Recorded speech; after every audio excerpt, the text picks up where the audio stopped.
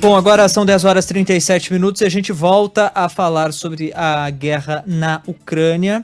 Conversamos agora com o professor de Relações Internacionais da Universidade Federal da Grande Dourados, Matheus de Carvalho Hernandes. Professor, boa noite, obrigado por atender a Band News FM, tudo bem? Oi, boa noite, Alessandro. É um prazer sempre colaborar aqui com a Band News. É sempre um prazer poder devolver aquilo que a gente produz na universidade pública. E hoje, no caso, estou até nela. Acabei de dar aula aqui, estou na minha sala para falar com vocês, que é sempre um prazer. Prazer é nosso, professor. Obrigado também por disponibilizar um pouco do seu tempo para nos ajudar a entender um pouquinho mais sobre os reflexos do que vem a partir de agora.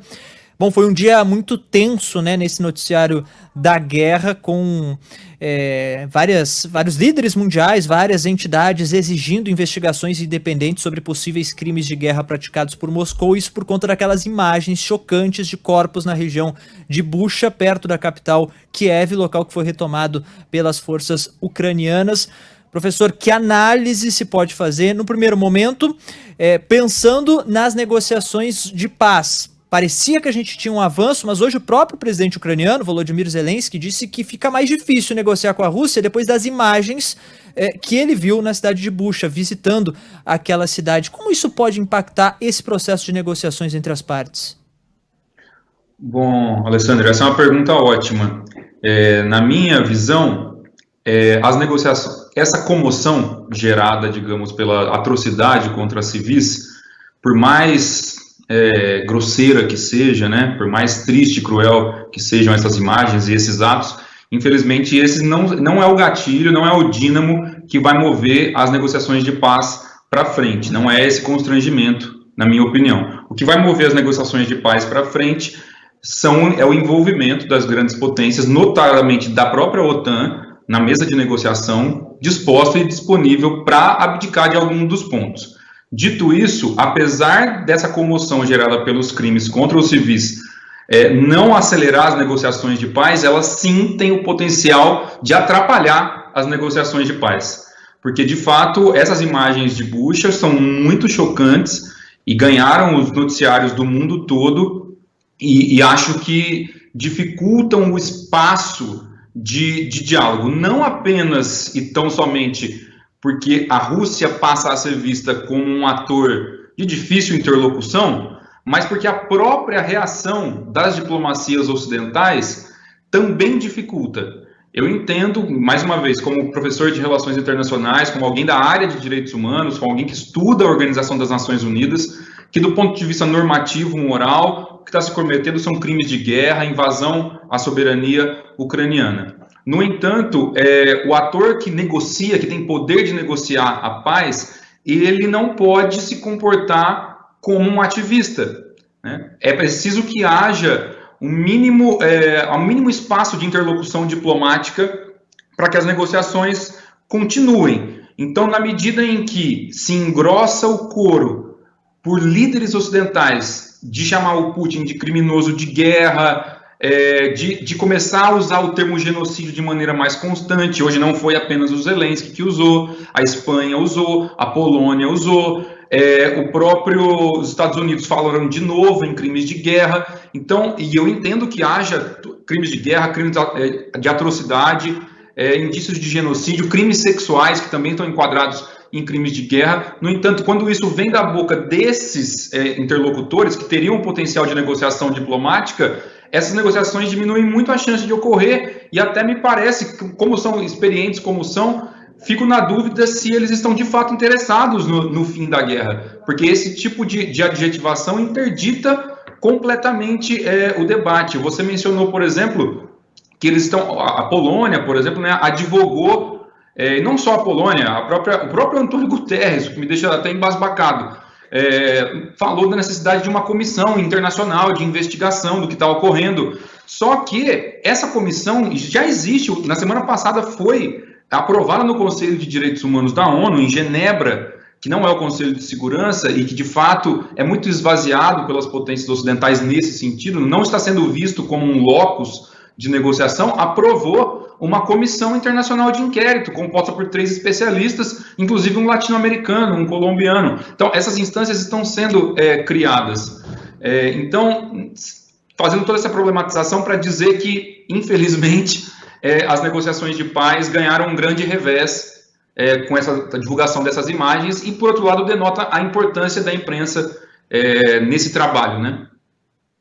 Professor, bom, o senhor falou de como essas negociações ficam mais difíceis, né, com esse novo capítulo.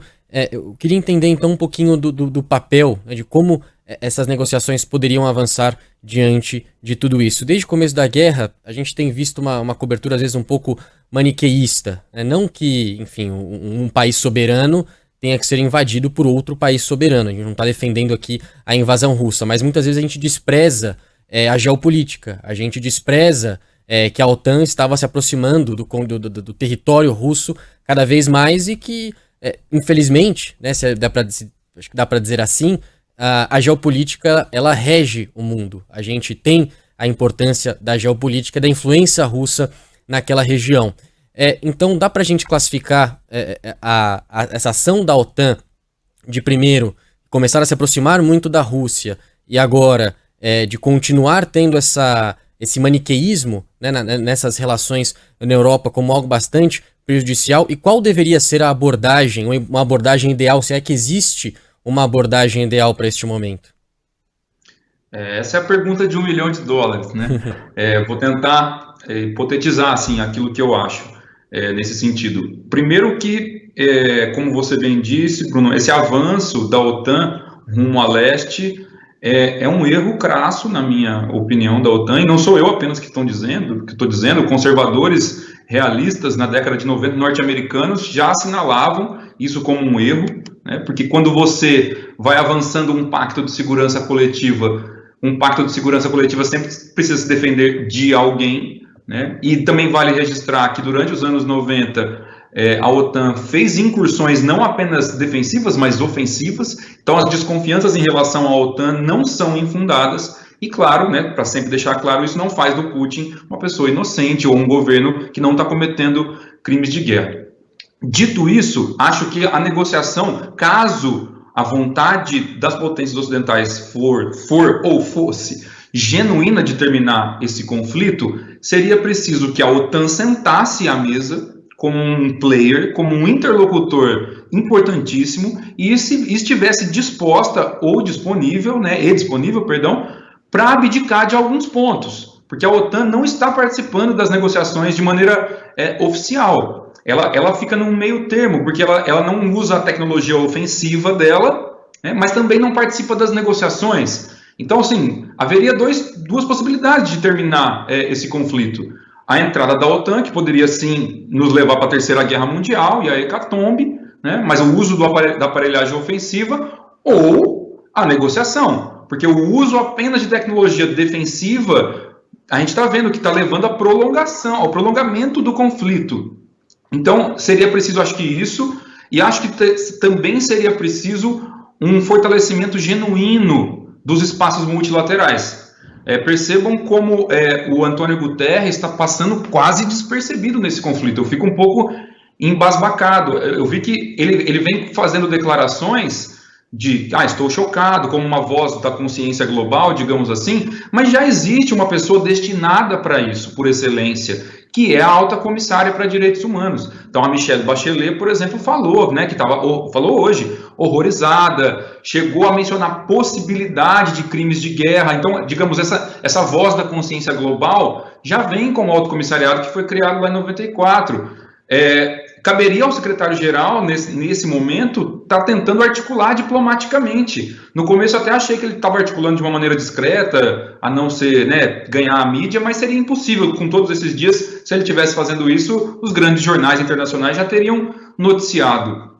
Então, por sua vez, a OTAN não empodera a ONU, né, como fórum multilateral, até porque você tem uma contradição que não se resolve, porque a Rússia tem veto no Conselho de Segurança, mas a ONU, por sua vez, e o secretariado-geral, na minha opinião, não vem se colocando como deveria se colocar, diferentemente das instâncias de Genebra de direitos humanos, que eu acho que vem fazendo um papel, passando resoluções, instituindo comissões de inquérito. Vocês são jornalistas, sabem muito melhor que eu que os dados ainda que com problemas são ainda confiáveis, aqueles dados que vêm da ONU, né, sobre civis, sobre o Acnur, da OMS, enfim, Então, me parece que, em resumo, seria isso. A OTAN participar genuinamente das negociações, empoderar a ONU, e a ONU também, por sua vez, usar da sua legitimidade internacional para buscar algum protagonismo resolutivo dessa questão.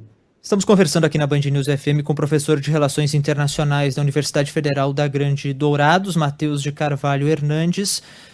Professor, a União Europeia e Estados Unidos prometeram hoje enviar equipes de investigadores para reunir evidências de crimes praticados por Moscou. Aí são algumas questões. Primeiro, como fazer um processo investigativo desse tipo em um país que está em uma guerra aberta? A Ucrânia continua em uma guerra. Como se pode fazer esse tipo de trabalho? E aí uma questão também de jurisprudência. A quem cabe determinar, investigar, enfim, o que é e o que não é um crime de guerra no direito internacional, e o que, por exemplo, a Rússia, que nega ter praticado qualquer um desse assassinato de civis, o que a Rússia pode ser punida de fato? Quem define que punição qual é o efeito prático disso? Essa também é uma questão bem difícil e típica do cenário internacional, especialmente quando estamos falando de uma potência nuclear como a Rússia. Mas antes de chegar nesses aspectos geopolíticos, vale dizer que o direito humanitário internacional é aquele direito que rege a guerra, né? Aquilo que pode ser feito ou não durante uma guerra. Então, uma coisa que não pode ser feita, por exemplo, é atingir civis, né? Um exemplo muito largo, assim, né? Então, as convenções de Genebra regulam isso.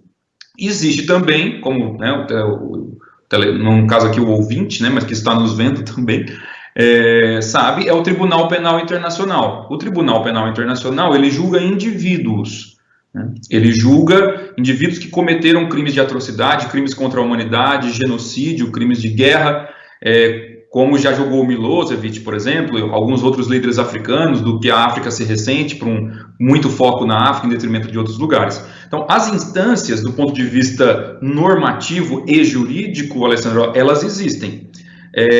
Não à toa, a procuradora da Ucrânia, que equivaleria a uma espécie de um procurador-geral aqui no Brasil, vem enviando informações continuamente para o Tribunal Penal Internacional, do qual a Rússia atualmente não é membro, né? Mas a Ucrânia é membro. Então, do ponto de vista jurídico, poderia se encontrar uma brecha legal para indiciar o Putin, né? Já que os crimes de guerra estariam sendo cometidos em território que é signatário do TPI. Um passo foi dado hoje, porque existia uma pré-investigação em andamento. Essa pré-investigação, para que ela se tornasse de fato uma investigação, ela teria que passar por um procedimento grande em Haia, burocrático, institucional. Mas existe uma possibilidade dessa fase ser pulada, que é se um país, pelo menos, ou mais de um, entrar com um pedido de investigação.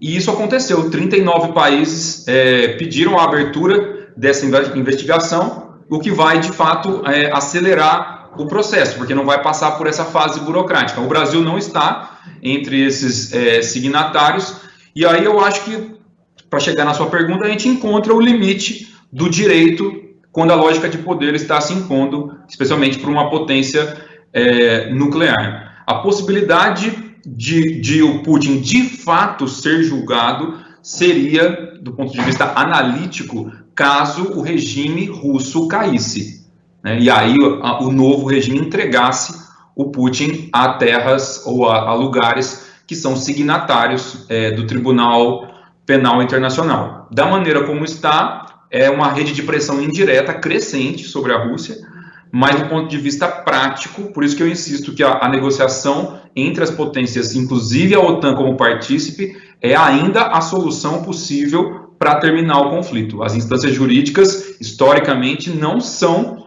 resolvedoras de conflitos internacionais. Elas muitas vezes vêm após, né, em julgamentos posteriores. Matheus de Carvalho Hernandes, professor de Relações Internacionais da Grande Dourados, a gente agradece muito a sua participação, sua atenção aqui com os ouvintes da Band News FM. Espero que a gente volte a se falar com um noticiário um pouquinho melhor, vindo do leste europeu. Olha, eu não sei se melhor, mas com certeza a gente vai voltar a se falar, até Exatamente. Porque teria assunto aqui para, no mínimo, mais 2 horas. Muitos infelizmente, blocos. Já estamos no final do programa. Professor, muito obrigado pela participação. Poxa, eu que agradeço, gente. As perguntas são sempre muito qualificadas, vocês sempre são muito gentis e dão abertura para a gente devolver à sociedade aqui o conhecimento que a gente acumula. Sigo sempre à disposição aí da Band News. Boa noite. Boa noite, obrigado, um abraço.